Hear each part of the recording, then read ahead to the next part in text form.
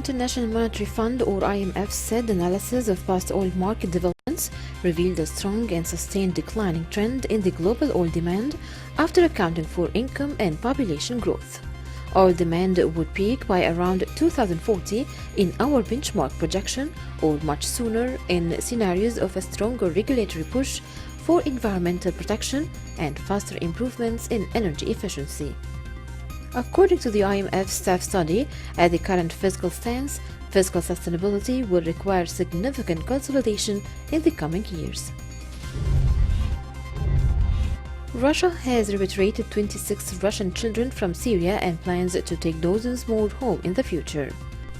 Presidential Children's Rights Ombudswoman visited Syria to organize the effort and met with regime leader Bashar al-Assad's wife Asma in Damascus. She said that the children aged between 2 and 15 were taken from the Al-Hol refugee camp in northeastern Syria near the border with Iraq. A further 9 children from the same camp will be flown to Russia shortly after the necessary formalities are completed.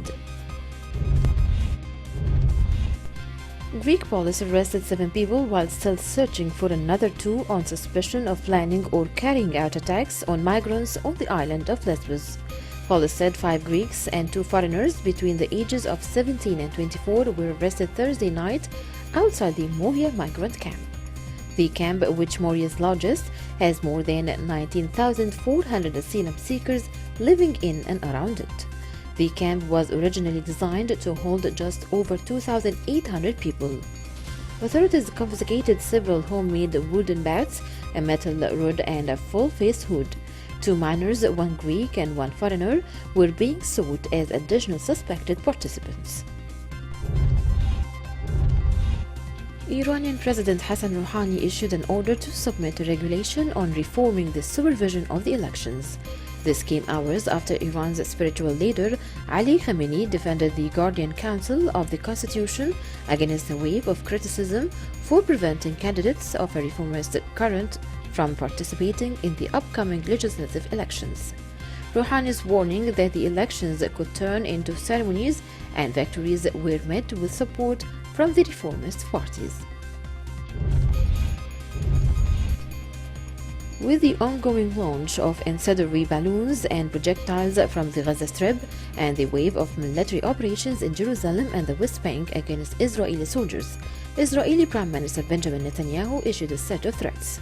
Meanwhile, settlement leaders launched a campaign calling for a response to the Palestinians by annexing settlements as well as the Jordan Valley and the northern Dead Sea to Israel.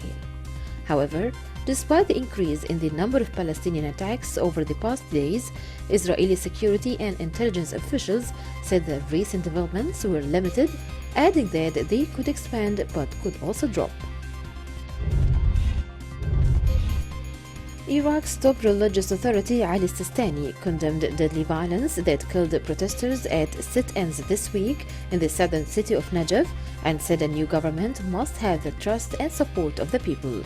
Sistani also called on security forces to protect anti-government demonstrators from any further attacks. His remarks were delivered by a representative during his weekly Friday sermon in the city of Karbala. The first meeting of the G20 Anti-Corruption Working Group in Jeddah has urged pursuing international cooperation on global anti-corruption challenges, including the cost of corruption and its impact on the global gross domestic product or GDP. The ACWG met for the first time under the Saudi G20 presidency this week, following the announcement by the Saudi Control and Anti-Corruption Authorities, Nazaha, that the working group will hold a minister meeting this year. Chair of the ACWG, Dr. Nassar Abal Khair, highlighted the importance of continuing to address corruption and promoting integrity and accountability in order to foster growth. U.S. President Donald Trump confirmed on Thursday the death of Qasem al-Rimi, the leader of the Al-Qaeda in the Arabian Peninsula, a cop in a U.S. counter-terrorism operation in Yemen.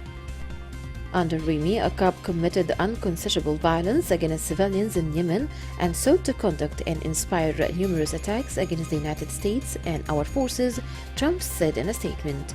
Reports in Yemen have suggested in recent days that Rimi had been killed in a drone strike in Marib. A humanitarian aid operation in Yemen will be scaled down next month in Houthi-controlled northern areas because donors and aid workers said they can no longer ensure that food for millions of people is reaching those who need it.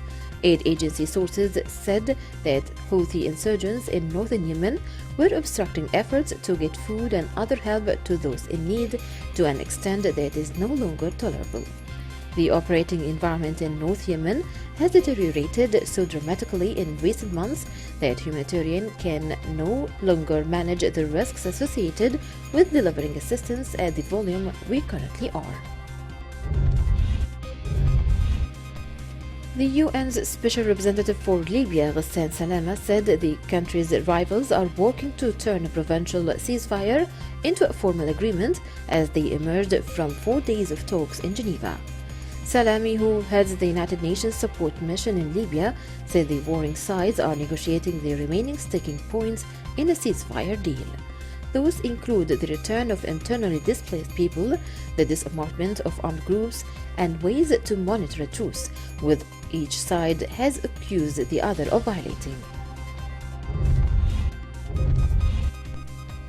Ethiopia expected Thursday to resolve its dispute with Egypt over the Grand Ethiopian Renaissance Dam, which is being built on a tributary of the Nile amid fears in Egypt that it would harm its water share in the river. Ethiopian Minister of Water, Irrigation and Energy said that Egypt and Ethiopia have solved the main disputes related to the dam thanks to US-led mediation. During the event organized by the Institute for Strategic Affairs at the Hyatt Regency in the capital Addis Ababa, he said that there should be a win-win approach.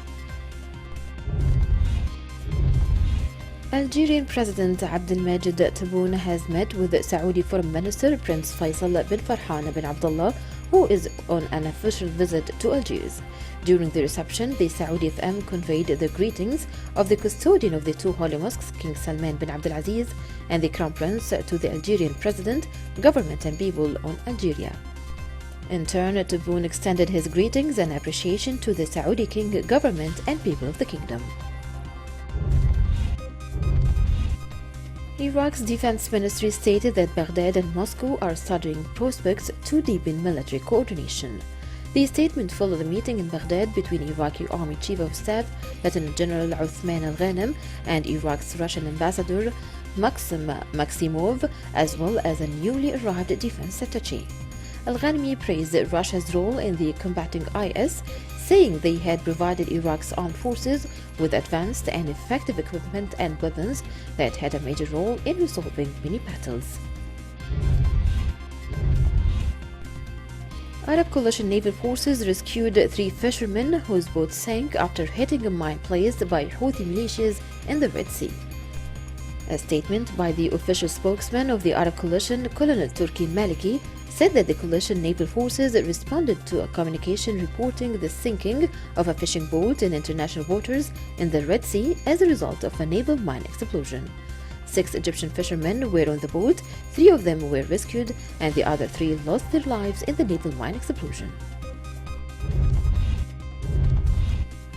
Most regions of the kingdom would witness inclement weather accompanied by dusty winds from Friday till Tuesday, according to the latest report of the General Authority for Meteorology and Environmental Protection, represented by the General Department of Analysis and Forecasts.